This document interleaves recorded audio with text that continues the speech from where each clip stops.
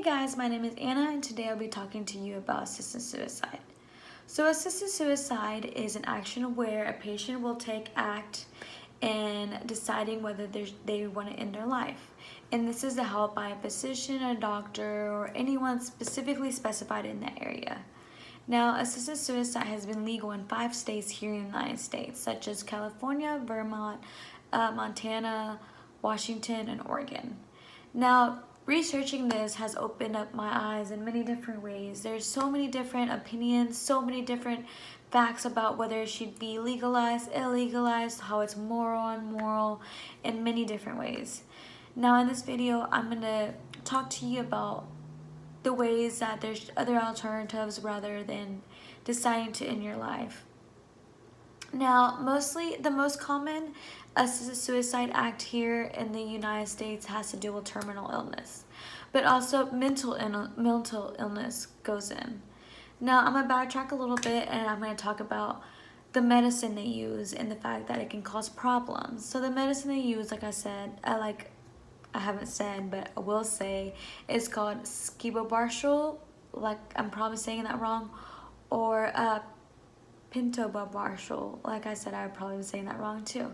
Now, this medicine is also a way that they can use for sleep apnea to help sleeping patterns, for helping the older people be able to sleep any age actually. And this is medicine actually used. Now, this medicine is actually pretty deadly if you can use it to decide to do an action like that. Now, with this medicine, there has been many issues, even though it has been not much of a problem, but it actually happens where doctor can actually give you a really big dosage where you can actually die peacefully, or a small dosage where it actually affects you in a weird way. It can impact your body. For example, I'm 98 pounds. I can only take a small dosage of medicine, and if I were to take any more medicine, God forbid, something could happen to me. Like, a lot of stuff can happen. And actually, when I go to the doctors, I make sure, like, hey, is this the right dosage? Because I don't want anything to happen to me. So it does actually happen. And with this, your body can react in a different way, in a different form. And with this medicine, for the people who are willing to go through this action, they can suffer. They can actually suffer by having really bad muscle spasms in general. They can even be gasping for air, and they can even end up in a coma, which, you suffer more that way and being in that kind of form of pain than actually dying. And this actually happens in many cases, and sadly, families will be disappointed at the fact that they saw their family members gasping for air. They saw their family members not even the last moment, but they saw them almost dying. And that's something you don't want to see. That's something you just genuinely don't want to see. So that actually happens. So that's one of the reasons why I personally think that assisted suicide should be another alternative of why you shouldn't. It should just not be an option, in my opinion.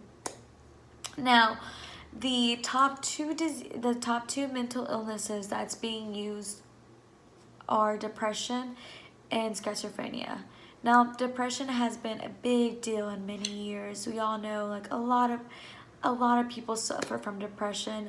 Most of your people surrounding you suffer from depression. Personally, I have suffered from depression, and thankfully, I have gotten myself out of it and I've been happy, and it's a really bad situation, and all you just need is yourself and friends and family for support. And there's been people who don't have the form of support that I have had, and that therefore there's people who seek their way out by committing suicide. And actually in California, ever since assisted suicide has been legalized, it has jumped up to, I believe, 39%. The rate has increased because teens see that it is being legalized, and they think, oh, it's okay for you to commit suicide, so there's people actually doing it, and it's not okay. Assisted suicide should not be a reason why teens and people with depression thinking like, hey, I see you doing this, I'm depressed, let me do it too. Obviously it's okay, so why isn't it okay for me? Like, that should be a reason why it should not even be an option, because the legalization of assisted psych opens up many doors to many people. And like there's other alternatives for mental illness, such as therapy. You can take medicine. I understand some medicine is like proven to actually make it worse, but you never know. It's all about faith and everything. As well as the second one I'm talking about is schizophrenia. Now schizophrenia is pretty sure it's a really difficult mental illness to get through. But there's also medicine, there's also therapy, there's many other ways that you can help yourself. Okay, assisted suicide should not be an option for the people who are mental. Now, according to the research that I looked, Carissa and McBride had shown that 34% of doctors have actually thought it was okay for you to commit, or for you to help you assist suicide if you had some mental illness, which is definitely a pretty high number in ACT. There's a pretty high number.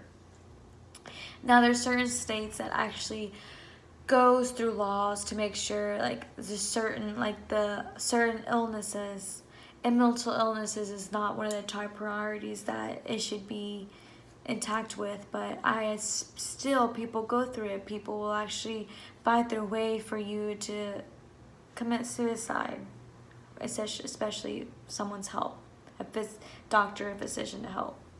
Now let's talk about the other one, which is terminal illness. We all know it's so hard to see your older person, like an old person, suffer from pain, from from all that stuff. And it happens a lot. A lot of people don't want to be a burden to the family. A lot of people don't want to live anymore because they just don't want to see their family suffer from watching them suffer. Now, another alternative for this, that I feel like you should live your last moments with your family. Yes, there is depression that comes into the mental illness, but makes you not want to live anymore. Now, this is an issue that happens a lot too. And there can be therapy. There can be, again, with therapy and medicine that can help you.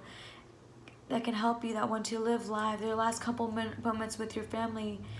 And I don't know, it upsets me that the fact that there's people up there that just think about themselves, and they should honestly think about their family, think about their loved ones, how it affects them, not just them, but their family. Now, there has been so many cases where doctors has actually misdiagnosed someone from their mental illness, not from mental, but from their terminal illness. There's actually a story where I have recently read, where I think it's New York, where a lady died. She was diagnosed with cancer, and she didn't want to live anymore because she had a certain amount of time. And when it came down to the autopsy, they actually found out that she never even had cancer, and they're suing the court for millions of dollars, and it's like, I'm pretty sure that doctor probably got fired, but stuff like this happens. There has been so many situations where people in hospice actually decide that they want to just kill themselves and they just don't want to live anymore, so the person being the aid for them will help them assist suicide. So this is an issue that should be more looked into. Now, the other thing that I have came across is the fact that there's so many, how do I put this? There's people out there who basically healthcare is a big #1 issue. The fact that assisted suicide can cost from $50 to $300 versus tons of money, thousands of money you will spend in chemotherapy and all that stuff.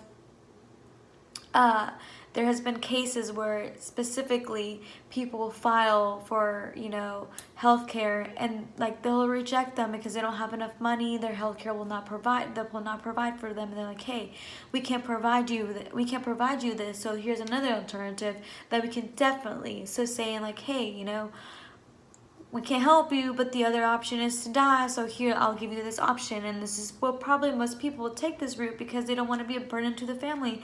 They don't want to, you know, have their family spend so much money, and this actually happens. So healthcare needs to reevaluate, think about like, hey, we want to fight for people to live, we want to help them out. Like, there should be many ways where people can actually help out instead of wanting to commit a crime, which, and it's not I mean, technically it is a crime, it can be a crime, it just depends on your view, but it's just not a moral thing to do. It's just not, people don't value, people don't respect for people who do that, and I personally don't see it as an option. So I hope this little speech will understand the fact why I wrote this paper over, and thank you, I guess.